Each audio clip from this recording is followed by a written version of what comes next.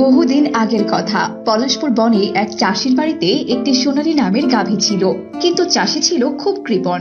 সে গাভীর কাছ থেকে রোজ দুধ নিত, কিন্তু তার বিনিময়ে সোনালীকে একটু শুকনো খড় ছাড়া আর কোনো কিছুই খেতে দিত না। একদিন সোনালী কাঁদতে কাঁদতে চাষির বাড়ি ছেড়ে বনের ভেতরে চলে যায়। আমি চাষির অভাব দেখে তাকে রোজ দুধ দেই, কিন্তু চাষি আমাকে একটু খোল ভুসি কচি ঘাস তো দূরের কথা, একবেলা পেট পুড়ে খাবারই খেতে দেয় না। এই বনে এলাম একটু কচি ঘাস খাবার আশায়, কিন্তু কিন্তু এখানে তো ঘাস আমি দেখতেই পাচ্ছি না। খিদে তো জীবনটা আমার একদম বেরিয়ে যাচ্ছে। এই বলে সোনালী সামনের দিকে যেতে থাকে।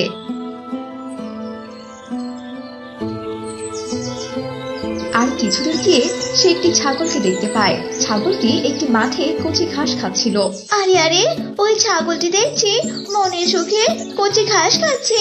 আমিও ছাগলের সাথে গিয়ে একটুখানি কচি ঘাস খেয়ে আসি। এই বলে সোনালী ছাগলের সাথে গিয়ে কচি ঘাস খেতে থাকে। ছাগল গাভীকে ঘাস খেতে দেখে বলে, আরে আরে, এই গাভী, হঠাৎ তুমি এখানে এসে আমার খাবারে ভাগ বসালে কেন? তুমি কোথা থেকে এসেছো শুনি? তোমাকে তো এ বনে আগে কখনো দেখিনি আমি। আর তোমার ঘাস খাওয়ার সিস্টেম দেখে মনে হচ্ছে তুমি অনেক ক্ষুধার্ত। হ্যাঁ ছাগল বোন, আমি কতদিন এমন কচি ঘাস খাইনি। আজ কয় মাস থেকে আমি শুধু শুকনো খড় খেয়ে দিন কাটিয়েছি, তাই এমন কচি ঘাস দেখে আমি আর নিজেকে সামলাতেই পারিনি। হায় রে কপাল, আমার মালিকও আমাকে তো খাবার তো দূরের কথা, সারাদিন লাঠি দিয়ে পিটায়। তাই আমিও রাগ করে মালিকের বাড়ি থেকে চলে এসেছি। কিন্তু বোন, এই কচি ঘাস তো আমাদের ভাগ্যে আর বেশি দিন নেই।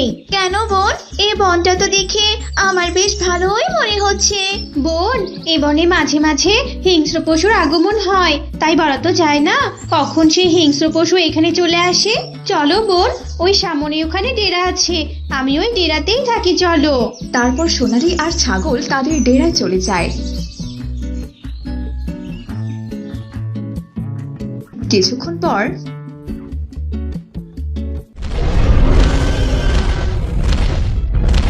আরে, পাশের বন থেকে এবারে এলাম, ভাবলাম এখানে শিকার পাবো, কিন্তু তখন থেকে একটা শিকারও খুঁজে পেলাম না। এখানে জায়গাটা তো বেশ সুন্দর, এই বনে যদি কোনো পশু পাখি থাকে তাহলে নিশ্চয়ই এই মাঠে ঘাস খেতে আসবে, আর তখনই আমি ওকে শিকার করব। এসব বলে গর্জিলা ওই কচি ঘাসের মাঠে আশ্রয় নেয়। এভাবেই কেটে যায় সেই দিনটি। পরের দিন ছাগল গাভীকে বলে, গাভী বোন, সকাল তো হয়েই গেছে, চলো মাঠে ঘাস খেতে যাই। ওই ঘাসটুকুই তো আমাদের বেঁচে থাকার সম্বল। হ্যাঁ হ্যাঁ বোন, চলো। এসব বলে সোনালী আর ছাগল কচি ঘাস খাওয়ার জন্য রওনা দেয়। মাঠের কাছাকাছি যেতেই তারা হিংস্র পশু গর্জিলাকে দেখতে পায়। আরে আরে ছাগল বোন, আমাদের মাঠে তো গর্জিলা বাসা বেঁধেছে। আমরা তাহলে আজ কিভাবে ঘাস খাবো? আমরা তো ওই মাঠে যেতেও পারবো না, তাহলে ওই গর্জিলা তো আমাদের শিকার করে নেবে। এজন্যই তো বলেছিলাম এই কচি ঘাস আমাদের কপালে আর বেশি দিন নেই। কি দেখলে তো, আমার কথাটাই মিললো।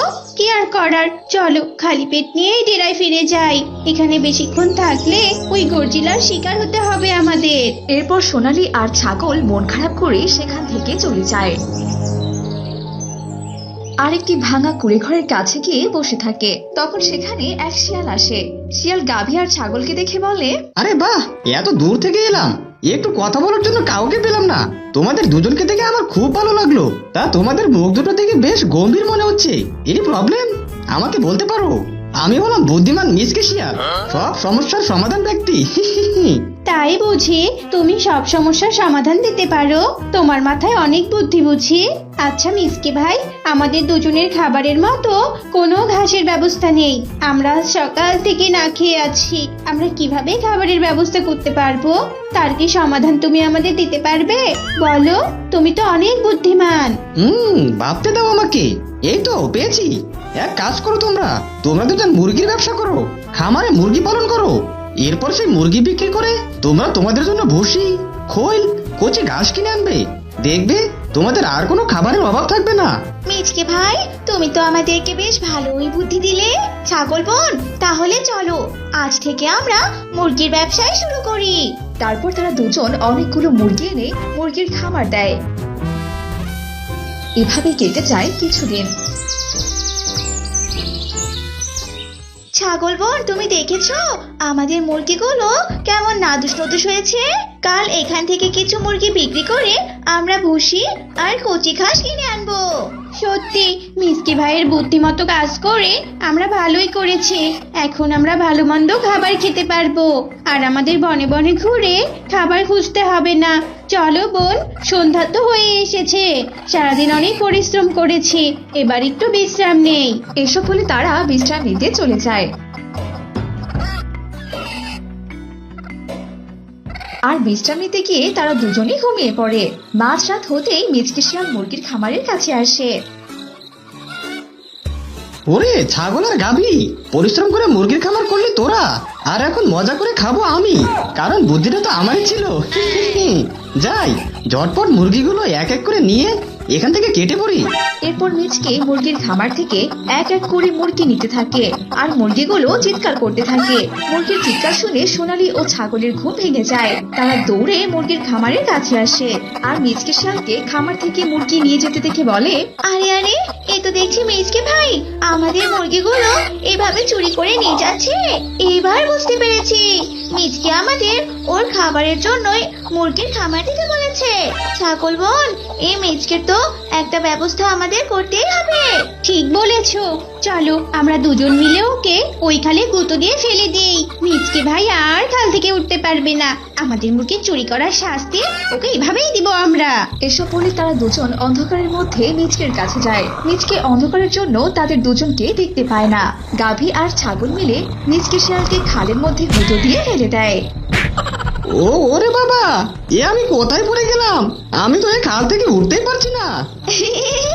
খুব চালাকি করতে এসেছিলে তাই না? আমরা তোমাকে ওই খালে এবার ফেলে দিয়েছি। আমাদের মুরগি চুরি করে খাওয়া, এবার মুরগি নয়, খালের পচা পানি খাও তুমি।